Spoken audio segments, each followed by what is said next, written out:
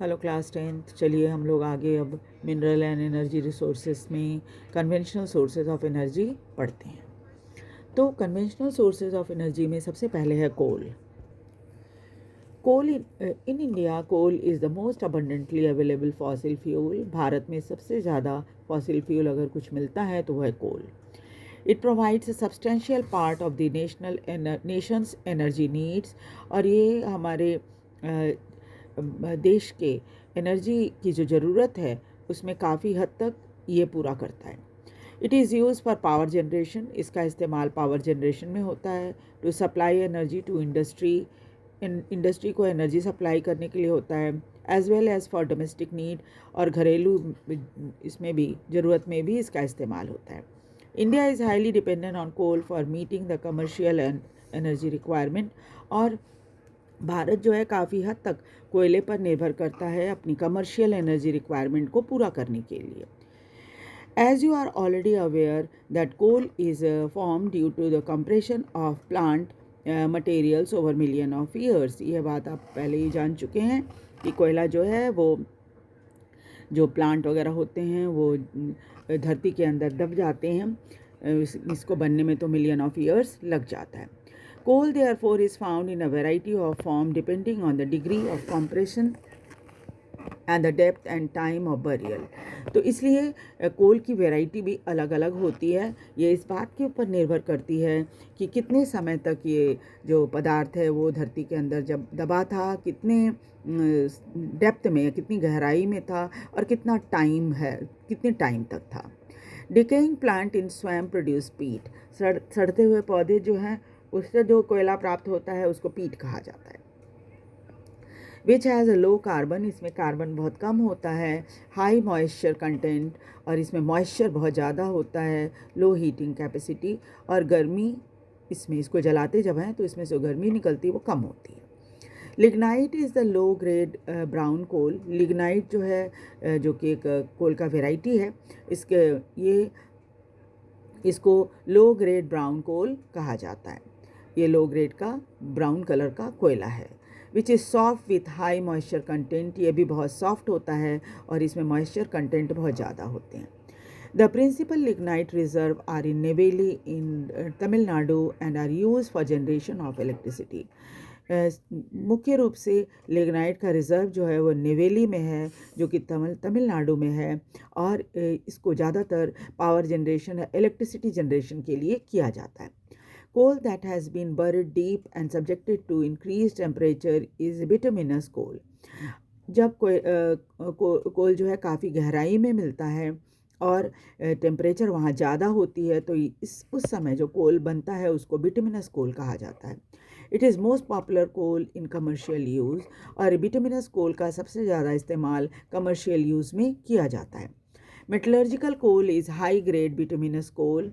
Metallurgy में जो कोल इस्तेमाल होती है वो हाई ग्रेड बिटुमिनस कोल होती है। Which has a special value for smelting iron in blast furnace. इसका ख़ास इस्तेमाल है, इसकी ख़ास वैल्यू है, वो है ये ब्लास्ट फर्नेस में आयरन को पिघलाने में इस्तेमाल होता है। Anthracite is the highest quality of hard coal, और एंथ्रासाइट जो है सबसे अच्छी क्वालिटी का, हाई क्वालिटी का हार्ड सख्त कोल है, कोयला है। In India, coal occurs in a rock series of two main geological ages, namely Gondwana, a little over 200 million years in age, and in tertiary deposit, which are only about 55 million years old। Bharat में दो तरह के कोल मिलते हैं rock series, जो geological edges के हिसाब से अगर देखा जाए तो एक तो है गोंडवाना के टाइम का जो कि 200 मिलियन ईयर्स पुराना है, और दूसरी जो है वो टर्शियरी डिपॉजिट है जो कि करीब 55 मिलियन ईयर्स पुराना है। The major resources of Gondwana coal which are metallurgical coal are located in Damodar valley, West Bengal, Jharkhand. Jharia, Raniganj, Bokaro are important coal field. तो जो सबसे हाई ग्रेड का कोल है वो दामोदर वैली में, झरिया, रानीगंज, वेस्ट बंगाल, झारखंड, बोकारो, इन ये पूरे कोल फील्ड एरिया इसको कहा जाता है, यहाँ पर पाया जाता है। The Godavari, Mahanadi, Son and Wardha valley also contain coal deposit. और कई नदी घाटी में भी, जैसे गोदावरी, महानदी, सोन और वर्धा वैली में भी कोल के डिपॉजिट मिले हैं। Tertiary coal occur in the north eastern state of Meghalaya, Assam, Arunachal Pradesh and Nagaland. Tertiary coal जो है वो north eastern state of Meghalaya, Assam, Arunachal Pradesh और नागालैंड में पाया जाता है। Remember coal is a bulky material. Coal जो है वो बड़ी भारी मात्रा में इस्तेमाल होता है। Which loses weight on use as it is reduce to ash. जब इसका हम इस्तेमाल करते हैं, यानी इसको जब जलाया जाता है, तो इसका वज़न बहुत कम हो जाता है, क्योंकि ज़्यादातर पार्ट इसका राख में बदल जाता है।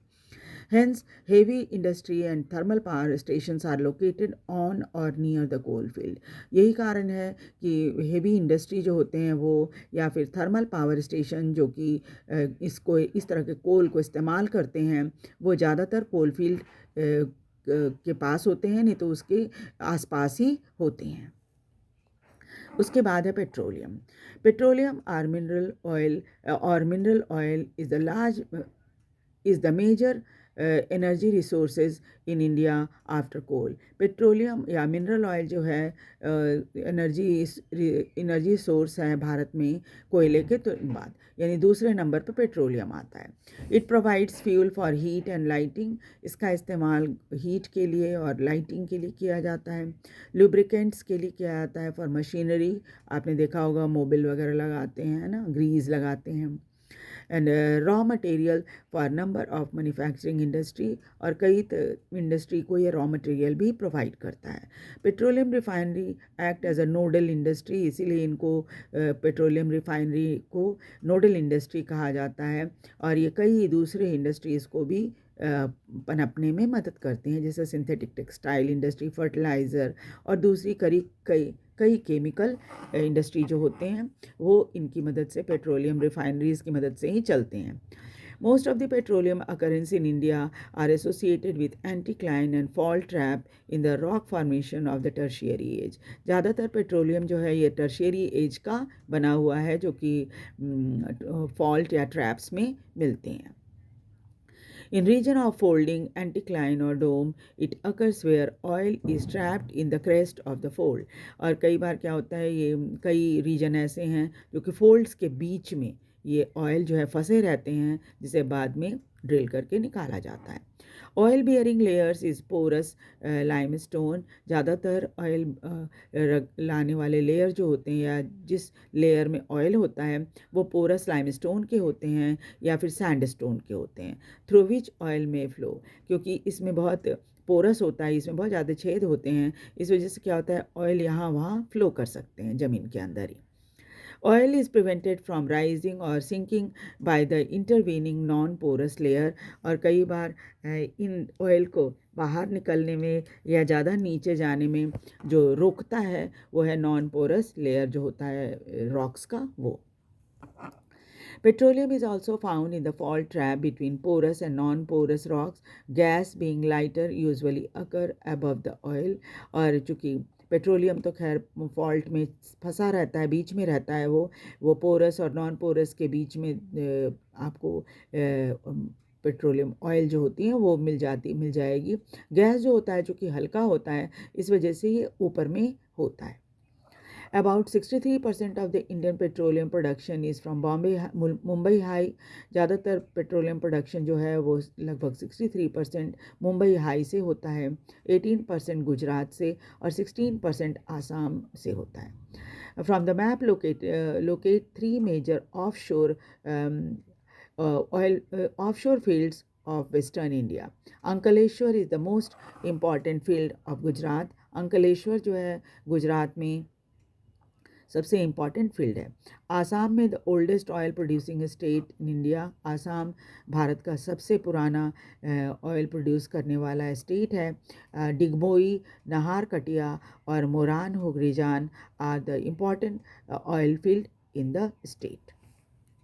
यानी आसाम में सबसे पुराने ऑयल फील्ड्स हैं। अब देखिए इसमें बहुत सारी चीज़ें दी हुई हैं, जिसमें कोल फील्ड है, कोल माइंस है, ऑयल फील्ड है, मेजर नेचुरल गैस रिजर्व्स हैं और HVJ नेचुरल गैस पाइपलाइन ये है। हजीरा विजयपुर जगदीशपुर पाइपलाइन इसको बोला जाता है।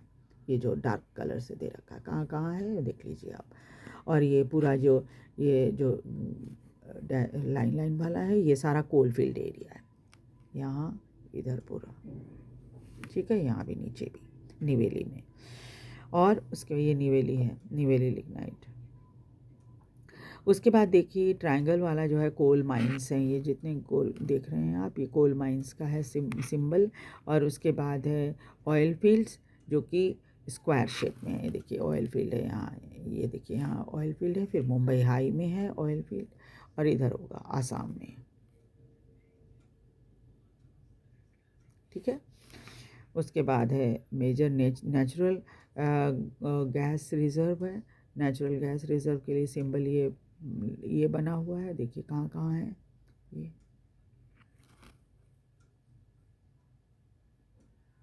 तो यहाँ दिख रहा है gas reserve, natural gas reserve यहाँ है, एक यहाँ है दिख रहा है, ठीक है। तो इन सब ये है, यहाँ तो ऑयल शायद मिलता है सारा, है ना। इन सब जगहों पे आपको जो नेचुरल गैस रिजर्व है वो है। और ये मैंने बता ही दिया कि हजीरा विजयपुर जगदीशपुर पाइपलाइन है ये, जो कि सोनीपत तक जा रहा है, गुड़गांव सोनीपत ये सब दिल्ली सब को कवर कर रहा है। उसके बाद है natural gas. Natural gas is an important clean energy resource found in association with और without petroleum.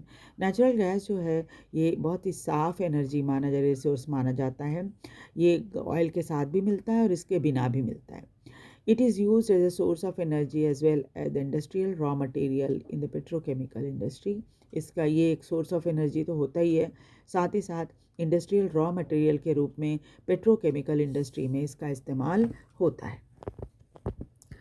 Natural gas is considered as environment friendly fuel because of low carbon dioxide emission and is therefore the fuel of the present century. Natural gas को environment friendly माना जाता है क्योंकि जब इसको जलाते हैं तो इससे कार्बन बहुत कम निकलता है, और इसके साथ ही साथ इसीलिए इसको fuel of the present century माना जाता है। Large reserve of natural gas has been discovered in the Krishna Godavari basin along the west coast of the reserve of Mumbai High. Allied field are supplemented by the field of Gulf of Cambay, Andaman Nicobar Island are also important area having large reserve of natural gas. Bharat में natural gas जो है वो Krishna Godavari basin में, इसके अलावा Mumbai high में, इसके अगल बगल की फील्ड में, गल्फ ऑफ कैम्बे में, अंडमान निकोबार आइलैंड में, इन सभी जगहों पे इसका रिजर्व है। The 1700 kilometer long Hazira Vijaypur Jagdishpur cross country gas pipeline links Mumbai High Basin with the fertilizer power and industrial complexes in western and northern India.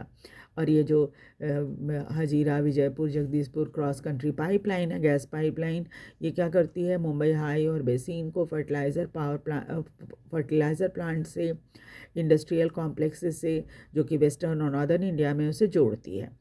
This artery has provided an impetus to India's gas production, और इसके कारण भारत में बहुत बढ़ावा मिला है gas production को। Power and fertiliser industry are the key user of natural gas. Power और फर्टिलाइज़र इंडस्ट्री जो है सबसे ज़्यादा नेचुरल गैस को इस्तेमाल करते हैं। Use of compressed natural gas for vehicle to replace liquid fuel is gaining wide popularity in the country. और कंप्रेस्ड नेचुरल गैस जो है जो कि व्हीकल में इस्तेमाल होता है, जो कि लिक्विड फॉर्म में होता है, उसको अब बहुत पॉपुलैरिटी मिल रही है पूरे देश में। उसके बाद है electricity. Electricity has such a wide range of application in today's world. आजकल हम बिजली बहुत ज़्यादा इस्तेमाल करते हैं। Its per capita consumption is considered as an index of development. कितनी बिजली इस्तेमाल होती है ये देश की डेवलपमेंट को दिखाती है। Electricity is generated mainly in the two way, दो तरह से बिजली उत्पादन होता है। एक तो है running water which drive the hydro turbines to generate hydro electricity, बहते हुए पानी से टरबाइन को चलाकर बिजली बनाया जाता है, जिसे हम हाइड्रो इलेक्ट्रिसिटी कहते हैं। By burning other fuel such as coal, petroleum, natural gas to drive turbine to produce thermal power, once generated the electricity is exactly the same. उसके बाद क्या होता है कि आप या एक तो आपने पानी से बिजली बनाया, दूसरा गैस से, पेट्रोलियम से और कोयलों को जलाकर, है ना, टरबाइन चलाया जाता है और फिर उससे जो बिजली प्रोड्यूस होती है उसको थर्मल पावर कहा जाता है। बिजली एक बार जब प्रोड्यूस हो जाती है तो वो सेम ही रहती है, ये नहीं कि आपने जमा करके रखा है तो ख़त्म हो जाएगी, है ना। Hydro electricity is generated by fast flowing water. Hydro electricity बहुत तेज़ बहते पानी से बनता है, विच इज़ रिन्यूएबल रिसोर्स, और पानी तो आप जानते हैं कि ये रिन्यूएबल रिसोर्स है। India has a number of multipurpose project. Bharat में कई मल्टीपर्पज़ प्रोजेक्ट हैं जिसमें इलेक्ट्रिसिटी प्रोड्यूस होती है, जैसे भाखरा नंगल है, दामोदर वैली कॉरपोरेशन है, कोपिली हाइडल प्रोजेक्ट है। ये सभी के सभी हाइड्रो इलेक्ट्रिक पावर के लिए फेमस हैं। Thermal electricity is generated by using coal, petroleum, natural gas. Thermal electricity जो है वो कोयले को जलाकर, पेट्रोलियम को जलाकर या फिर नेचुरल गैस को जलाकर प्राप्त किया जाता है, जनरेट किया जाता है। The thermal power station are non renewable fossil fuel. Thermal power station जो है यूज़ करते हैं नॉन रिन्यूएबल फॉसिल फ्यूल को, क्योंकि आप एक बार कोयला जला दो, पेट्रोल को जला दो या नेचुरल गैस को जला दो, फिर दोबारा वो आपको नहीं मिलेगा, है ना। There are over 310 thermal power plant in India. Bharat में करीब 310 थर्मल पावर प्लांट हैं। इसमें आपको आप ध्यान से देख लीजिए, इसमें सभी बहुत सारे थर्मल पावर प्लांट जितने गोल गोल डॉट बिंदी की तरह जो हैं, ये सभी के सभी थर्मल पावर प्लांट हैं, और जो रेड ट्रायंगल हैं ये न्यूक्लियर पावर प्लांट का है। ठीक है,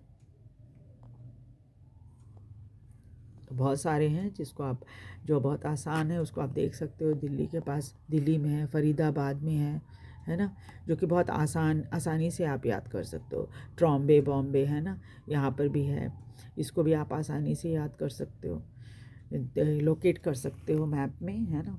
अगर आपसे कहा जाए कि भाई आप लोकेट करो थर्मल पावर प्लांट, तो आप आसानी से कर सकते हो इसमें मैप में। ठीक है, तो वीडियो को लाइक और सब्सक्राइब कर दीजिए और शेयर भी कीजिए ताकि दूसरे बच्चे भी इसे देख सकें। Thank you very much.